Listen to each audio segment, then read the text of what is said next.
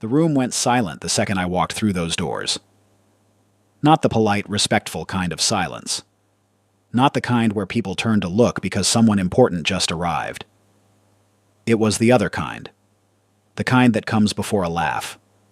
And then the laughing started. I heard it in waves, rippling from one side of the ballroom to the other.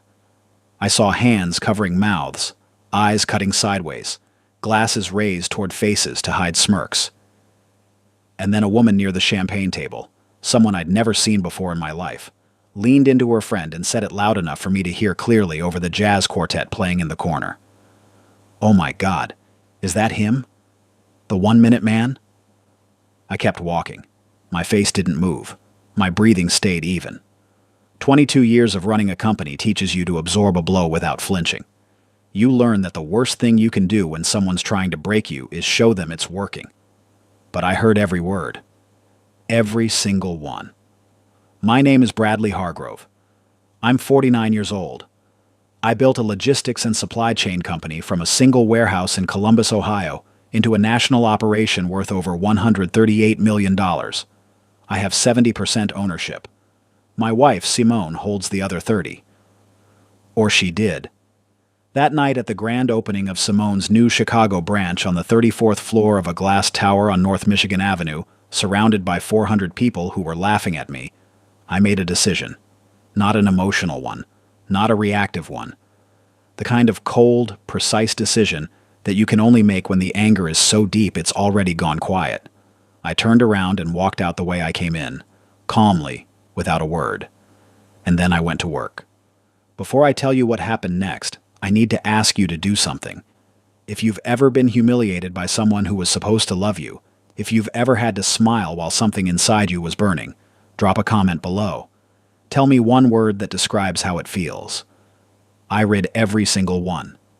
And if this story is already pulling you in, hit subscribe and leave a like so more people find it. Because this story, I promise you, is not going where you think it's going. I need to go back to the beginning. Not because I want your sympathy. I want you to understand exactly how we got to that ballroom. Simone Hargrove, née Simone Adler, was 26 when I met her. I was 31. She was working as a business development coordinator for a mid-sized freight broker in Cincinnati, and I was there pitching them on a partnership with my then 3-year-old company. She was the one who walked me to the conference room, and when I made my pitch, she was the only person in that room who asked a question that made me pause. She said, "What happens to your clients when you scale too fast and your infrastructure can't keep up?" I looked at her and thought, this woman is sharp. We had dinner 2 days later. We were engaged 14 months after that. And 2 years into our marriage, I made the decision that defined everything that came after. I gave Simone 30% equity in Hargrove Logistics, not because I was legally obligated to, not because she pressured me, because I believed in her, because I thought we were partners in every sense of the word, because I was the kind of man who, when he loves someone, goes all in. That's important. Remember that. For the first 8 years, it worked. Simone was genuinely talented. She built our client relations division from nothing. She developed relationships with regional distributors that opened doors I couldn't have knocked on alone. She had a social intelligence I lacked. Where I was comfortable in spreadsheets and operations, she was comfortable in rooms full of people, making them trust her almost instantly. We complemented each other. That was the story we told ourselves. That was the story I believed. What I didn't see, because I was too busy running the company, was when the story started changing. It started 3 years ago. Small things first. Simone began pushing for the Chicago expansion aggressively. Not just suggesting it, but driving it with a kind of urgency that felt different from her usual strategic thinking. She wanted her own branch, her own team, her own territory. I supported it. Of course I did. I backed her proposal with $32 million in company capital. Then came the late nights. Simone had always worked hard, but this was different. The calls that stopped when I walked into the room. The weekends she spent in Chicago during the build-out while I held things together in Columbus. The way she started talking about her project manager on that Chicago job, a man named Derek Weston, with a familiarity that felt practiced. like she'd learned how to say his name casually. I'm not a suspicious man by nature, but I am an analytical one. I noticed. I filed it away. And I kept working. 6 months before the grand opening, I hired a private consultant to do a routine review of the Chicago branch's financial structure. It was standard practice. I did it with every major operation. But this review came back with something that wasn't standard at all. There were 2 sets of books. Not dramatic, obvious fraud. Not the kind of thing a careless person would leave behind. Sophisticated, layered adjustments designed to look like normal variance at the macro level. But when you dug in, when you followed the vendor payments through 3 shell entities that shouldn't have existed, you found a pattern. Money was moving. Not a lot at once, but consistently. Over 18 months, approximately $4.2 million had been quietly redirected out of the Chicago build-out budget. And the paper trail, faint as it was, pointed toward 2 people. One of them was Derek Weston. The other was my wife. I sat with that information for 11 days before I did anything. 11 days of going home to Simone, eating dinner with her, asking about her day, listening to her talk about the opening party and the guest list, and the florist who'd gotten the centerpieces wrong. 11 days of watching her lie to my face without knowing I could see through it. I used those 11 days wisely. I called David Ashworth, who has been my attorney for 14 years and who I trust more than almost anyone alive. I called my accountant, Renee Calder, who is the most methodical human being I've ever worked with. And I called Franklin Briggs, a forensic financial investigator I'd used twice before on due diligence for acquisitions. Together, over those 11 days, we built a case. A thorough, airtight, documented case. Every transaction, every shell entity, every timestamp, every electronic signature. We also found something else. Simone had quietly filed paperwork 4 months earlier to reclassify her shares. It was buried in a routine corporate filing, the kind that goes through a law firm and only crosses the founding shareholder's desk if someone's specifically watching. She'd consulted with a corporate attorney about restructuring the ownership in a way that would give her operational control of the Chicago branch as a semi-independent subsidiary. If the filing had proceeded without challenge, she would have effectively created a separate entity that she controlled outright, using $32 million of my capital to do it. She was building an exit, not just from the marriage, from the company. And Derek Weston was the reason. I found the messages by accident. I wasn't looking for them. Franklin was reviewing communications logs on the company server as part of the financial investigation, and there they were. 2 years of correspondence on a company email account that Simone had apparently never thought to lock down, perhaps because she'd been using it so long it felt invisible. I won't describe the content in detail. I'll only say this. Simone told Derek things about me. Private things. Intimate things. Things that a wife learns about a husband over years of marriage and keeps in confidence, as you're supposed to. She shared them with him. And he used them to make her laugh. 2 years of laughing at me in writing. I read the messages once. Closed the file. Told Franklin to preserve everything. And then I went to the gym for 2 hours because I needed to hit something that wouldn't hit back. Then I went back to planning. The opening party was scheduled for a Saturday night. Simone had been preparing for it for weeks. The venue was the Pinnacle Ballroom at the Meridian Tower on North Michigan Avenue. 400 guests, jazz quartet, champagne tower, the works. She'd spared no expense because she was spending company money. My company money. I decided to attend.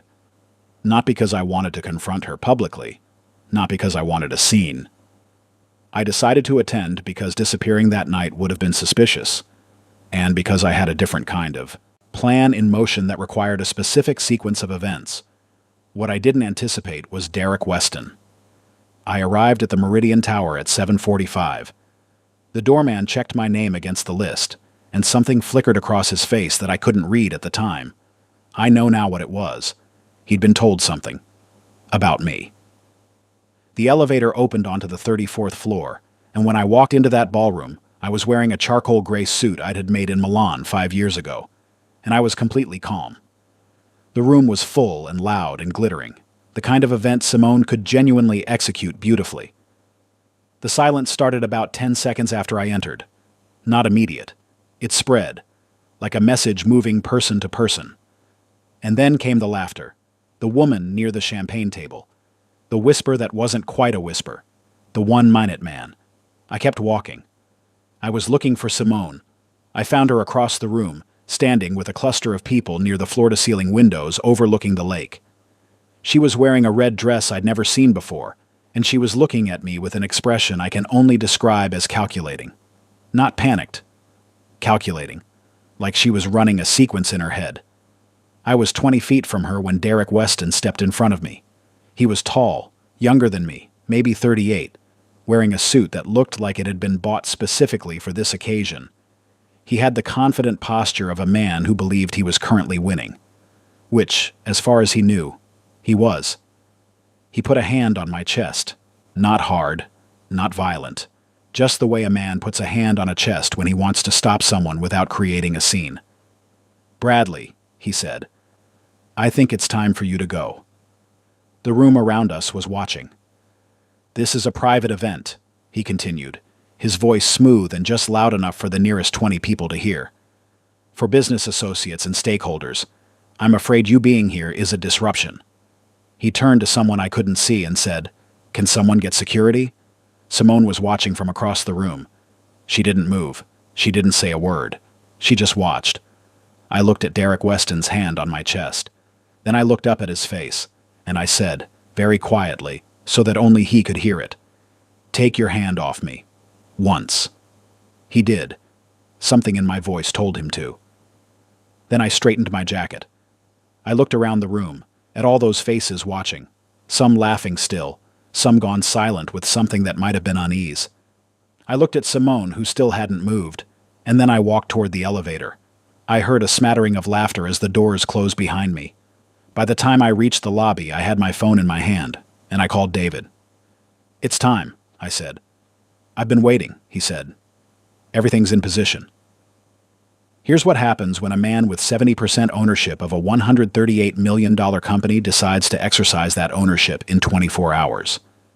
The first call David made was to the company's primary bank, where I had signatory authority on all major accounts. By 8:15 that Saturday night, every discretionary payment attached to the Chicago branch was suspended pending review. The vendor invoices that were scheduled to auto-pay on Monday morning, the contractor draws, the lease escalation Simone had quietly approved without my sign-off. All of it, frozen. The second call was to the catering company handling the grand opening party. We had a company account on file with them going back 6 years.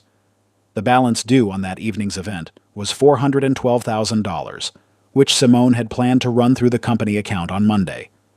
David contacted them and informed them that the company account was under a financial review and that no charges could be processed until further notice.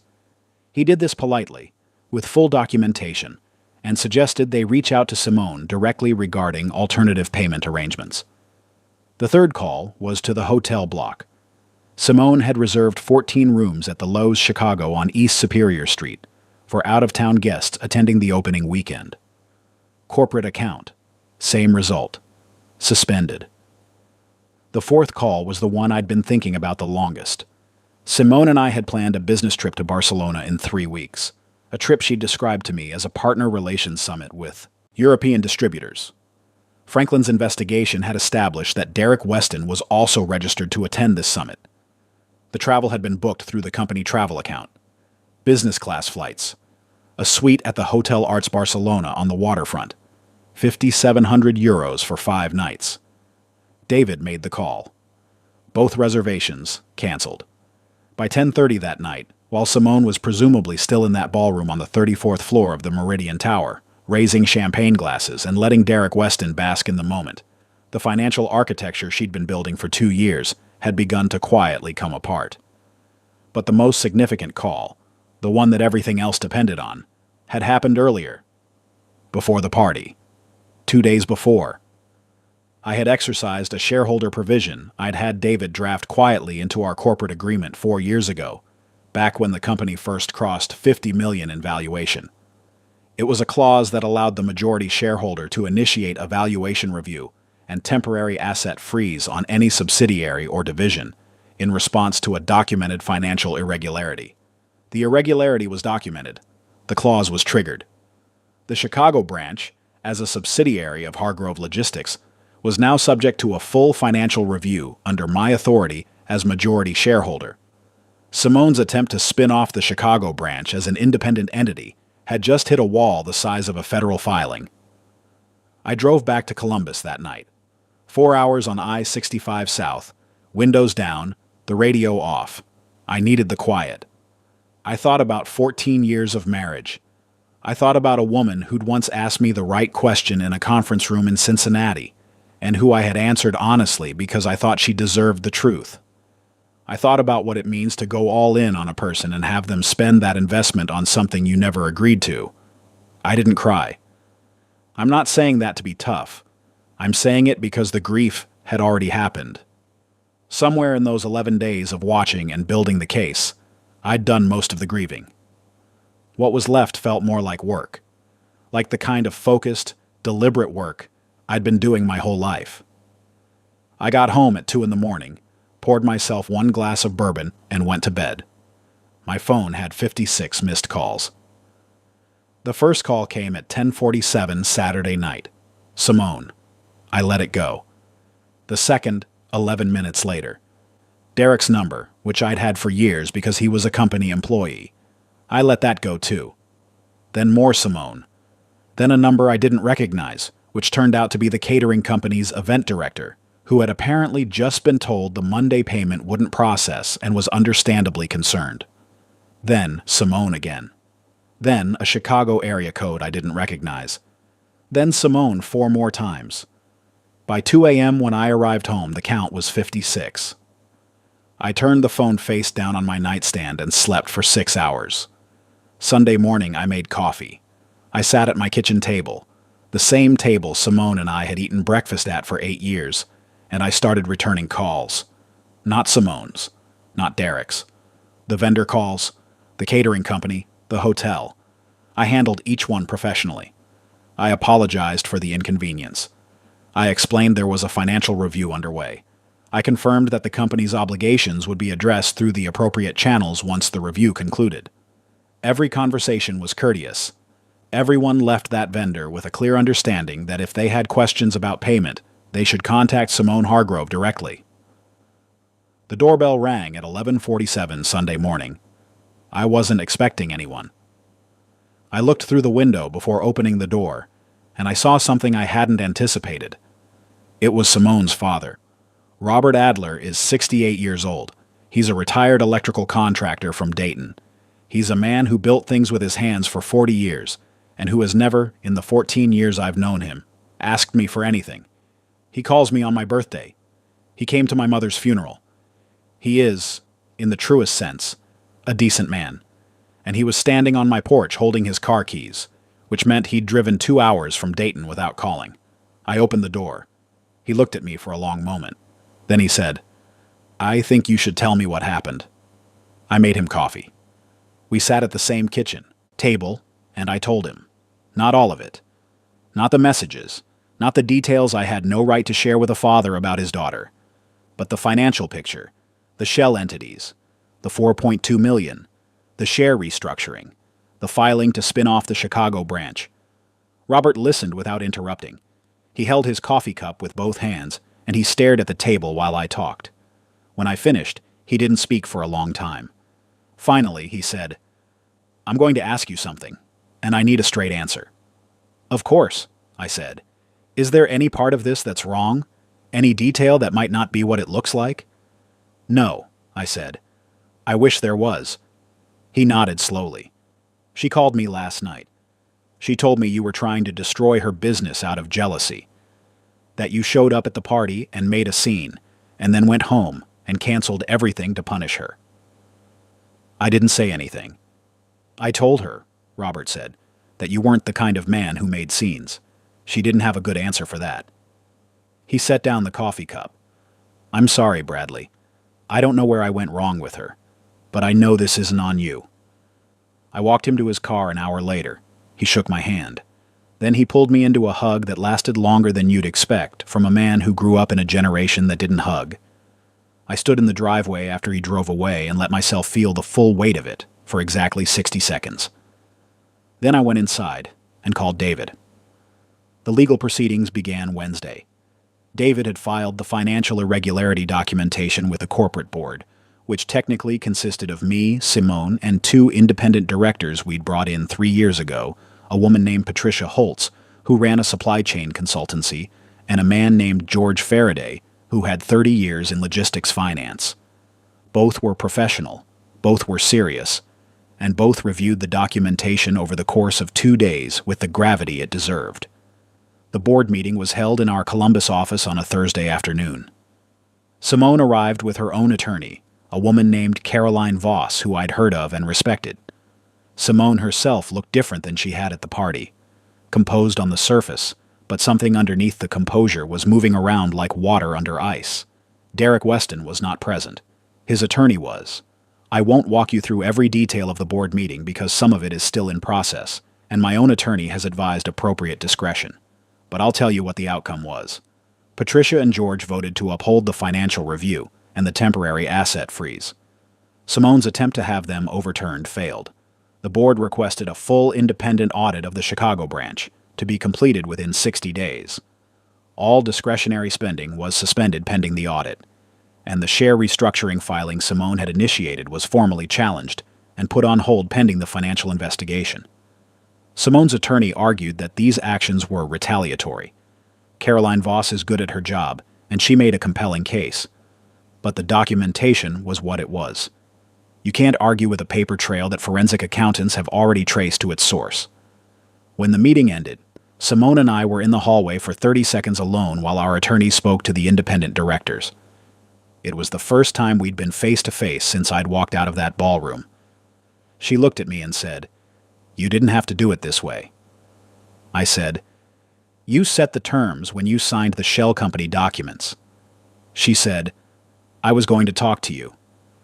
I said, "Simone, you told Derek things about me, private things. You let 400 people hear me called that in public, and you stood there and watched. I don't think talking was ever really part of your plan." She didn't have an answer for that. I walked back into the boardroom. Here's what happened to Derek Weston. The company terminated his employment the Monday after the party, effective immediately, on the grounds of financial misconduct pending investigation. His corporate email access was revoked. His company vehicle, which had been a perk of his project manager role, was collected by a leasing company on Tuesday. He hired an attorney and sent a letter claiming wrongful termination. Franklin's documentation went to the attorney within 48 hours. The letter was not followed up on. I heard, through a mutual contact in the Chicago real estate world, that Derek had moved out of the apartment he'd been renting in River North. I heard that Simone had been paying part of that rent through a vendor account. I heard that when that account was frozen, the landlord had started asking uncomfortable questions. I didn't look for that information. It came to me, which is how it usually works when you've run a company long enough and you know the right people. The divorce filing came 41 days after the party. I expected it earlier, honestly. I think Simone and Caroline Voss were waiting to see how the financial picture would settle before they made their move. Smart, tactically. But the financial picture wasn't settling in Simone's direction, and eventually you have to move. She filed in Franklin County, Ohio. The filing listed irreconcilable differences, which is the legal way of saying we both know exactly what happened and we'd rather not put it in a document.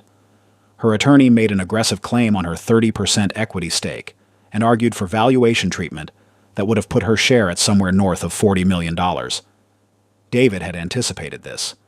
We'd spent 3 weeks preparing our counterposition. The 30% stake was real and it was hers, and I wasn't disputing that.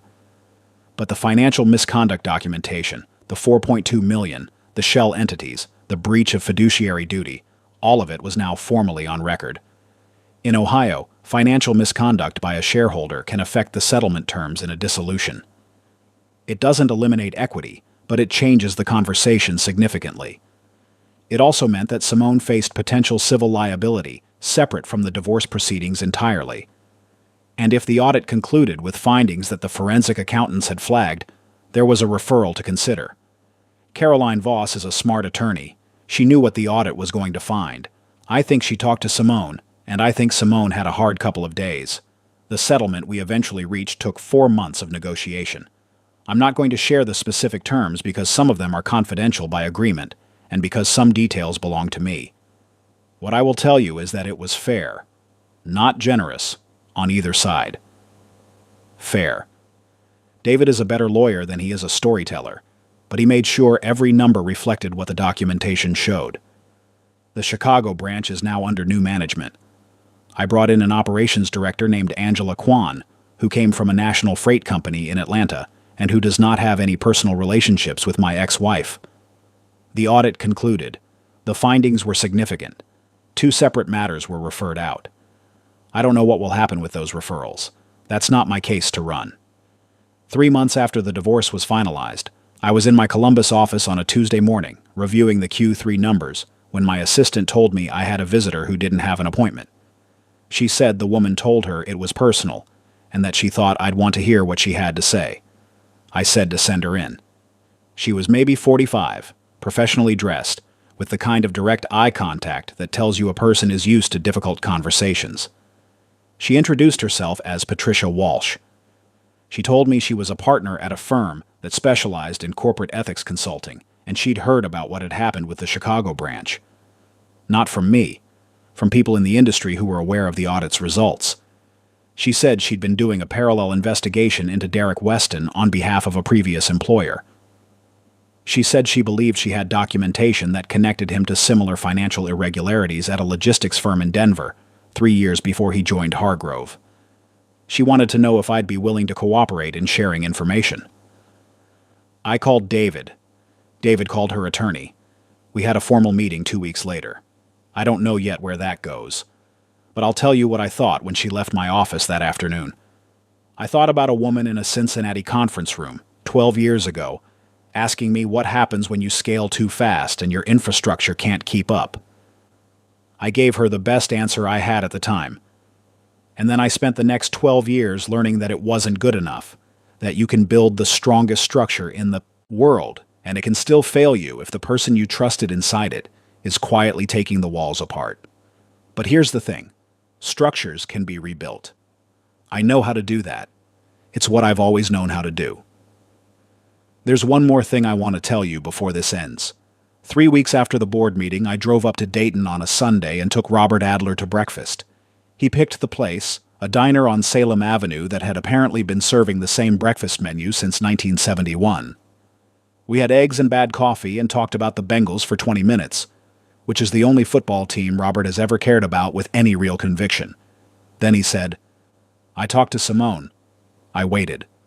I told her that whatever she thought she was doing, she had treated you badly, that regardless of what happened between the two of you, a man deserved better than what she let happen at that party.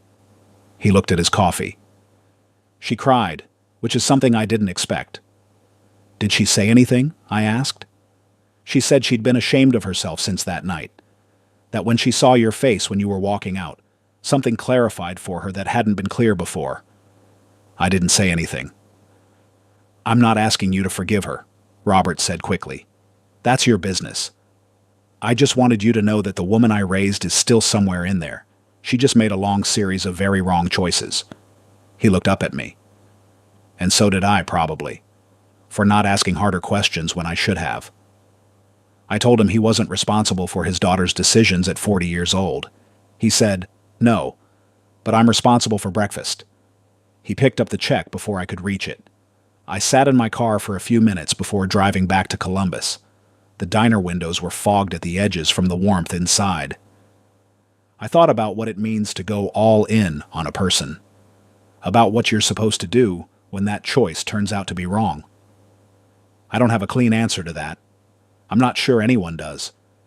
What I know is that wrong choices, made by other people, are not the end of the story. They're a chapter, and chapters end. I'm 49 years old. I built a company from a single warehouse in Columbus, Ohio, into something worth $138 million. I made that happen through about 10,000 days of showing up, doing the work, and refusing to stay down when the ground shifted. That's still who I am. The number of people who get to define me fits in my hand. Robert Adler is one of them. My attorney David is another. My mother, who passed 3 years ago, counts even though she's gone.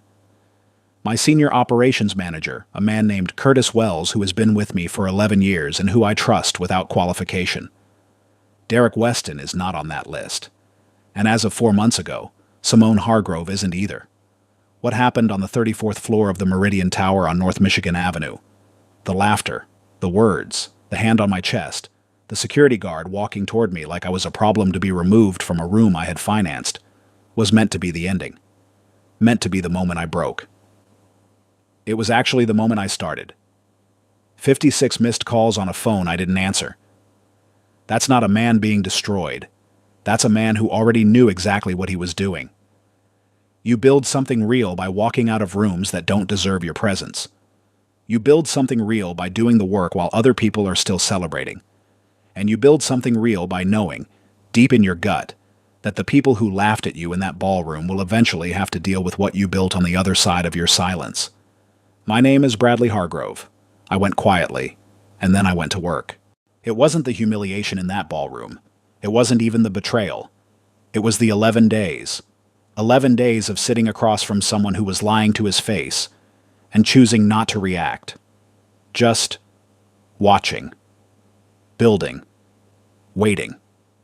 Most of us, myself included, would have exploded on day 2. But he understood something I think we all need to hear. The quietest response is sometimes the most powerful one. Not every battle needs to be loud to be won. Drop a comment below. Would you have been able to stay that quiet? Because honestly, I'm not sure I could. And if stories like this make you think, make sure you're subscribed. I've got more coming that you don't want to miss.